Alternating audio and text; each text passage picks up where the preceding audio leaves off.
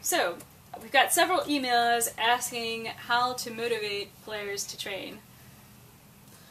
So as a coach, you think they're saying? Yeah. I think as a coach, and I think coaches are asking this, teammates and captains, like how can they motivate their other players to, I think that there's a lot of teams have like a core group of maybe 2 or 3 players that are really into taking their training more seriously, but it's hard to get other people to buy in and come along for the ride. What advice do we have for those people in those positions?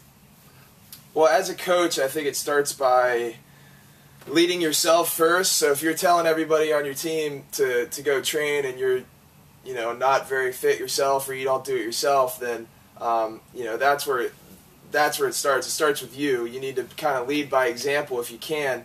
And 2 is just education. People need to understand that cutting and jumping and sprinting is a matter of putting force into the ground. And if I strength train, I develop the capacity to put more force in the ground. And then when I gain a base of strength and I start working more on power training methods, then I'm putting force into the ground in a quick manner. And that is what, that's what getting on and off the ground is, and sprinting. That's what planning hard and generating force and cutting in another direction is. That's what a vertical jump is. When I load, I'm loading, I'm putting a bunch of force in the ground. And the guy that can really shoot that force that way and has a lot of force to shoot in that direction is the guy that's going to get up higher.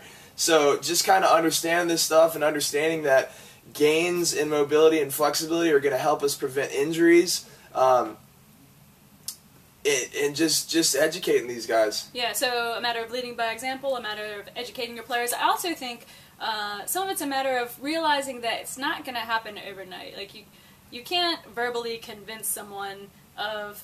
I mean, I think education is important, but I think the main convincing players that it's a good idea has to come kind of from experience. They have to try it and to understand like how it's going to benefit them.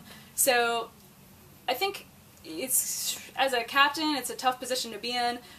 You want to motivate your players, but you got to realize it's not going to happen overnight. If you're trying to build a program, it's going to be about building these expectations into your program. That's not going to happen within a season. That might take a couple seasons, but you're in a position now where you can get that started as part of your ultimate culture. Just, take baby steps, like get people into the weight room, into like maybe working on their basic strength this season, or get them to try some new things, get them to try some new drills or whatever, and yeah, just like kind of slowly increase the education level of your program, and I think that you'll see progress over the long run, which may be a less than satisfactory answer if you are thinking about your spring season.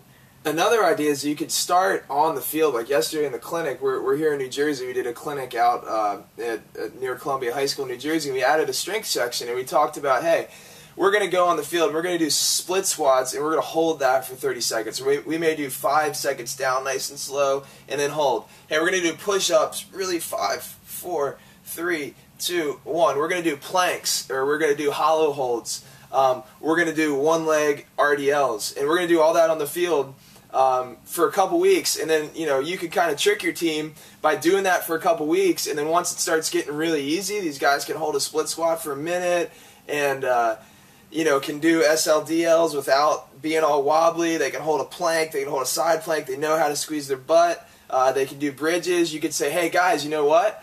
Why don't we take this split squat into the weight room? I just want you to grab a dumbbell and hold it right here and do the same thing that we've been doing for a month. Hey, I want you to grab a dumbbell and do an SLDL holding it in one hand. Hey, a push-up, why don't you put a plate on your back, or get into the dumbbell bench press.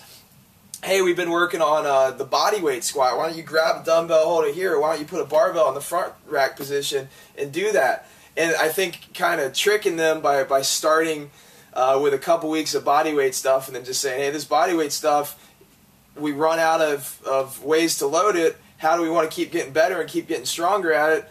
Just grab some dumbbells, some kettlebells, some barbells, and do the same motions. So trick them into wanting to go into the weight room. I think that's a great idea. I also think like doing that split squat yesterday, it was I think it was surprising to some of the people how difficult that was for them. Like it's not and not like lunging.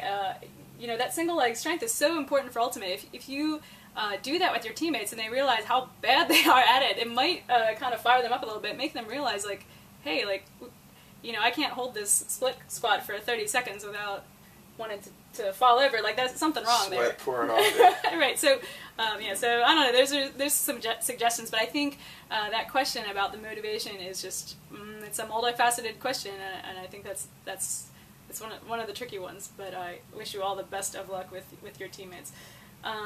Okay, so we're running out of time here a little bit. We're going to get kicked out of our hotel room pretty fast. So let's end with this this excellent question by Alex. Alex asks, "What's your preference? Layout for the score or layout D?" D. I guess I'm very competitive, so it's kind of fun when you're grinding with your man, and then you know, you lay out, and it's like, what? Let's go. You know, it's fun, but then again, like, it is kind of fun when you've got a big audience, or you know, there's a lot of people, and you're just sprinting, and then you're like, am I gonna lay out? Am I gonna lay out? And you do it, and you snag it, and everybody's like, woo! That feels good too. But I like defense. I think there's a little more glory and satisfaction feeling in that. Yeah, I think for me, I prefer the layout D, probably because that's the thing that I am not as successful at as I'd like to be. I think layout O comes a little bit more naturally. So layout D is my preference because it doesn't happen so often. Unfortunately, we'll work on that this season. Excellent. Okay, so I think what we're going to do is we're going to wrap it up. We may have time to answer a couple other questions later. We'll see if that happens. But anyway, whether that happens or not, Tim, thank you so much for joining us today. And that was really fun. These are great questions. I keep these coming in. This is what you know, you're never going to know. You're never going to know how to get better unless you ask. I mean, I think a lot of people are just kind of set in their ways that, hey, we just need to play more tournaments to get better, or we need to just throw, or we just need to run triathlons, and it's, you know, times change, and we need to, as athletes, we need to be educated. So, you know, Melissa and I are fired up about this stuff, and we want to do what we can to help the sport. So, I think the more questions, the more support that we get, the more momentum we get, and the more hopefully we can help you guys out, and, you know, it'll be good for everyone. Yeah, and even if you didn't get your question answered today, we are going to have Tim available to answer questions for us as the project of the membership site progresses. He'll be on there available for live webinars, and you know, maybe we'll even get an opportunity to answer some of the questions that we didn't get to answer today, hopefully sometime soon. So, you know, if you didn't get your question answered today, really sorry about that, but we'll try to help you out somehow. So, all right, that's it. We're signing off.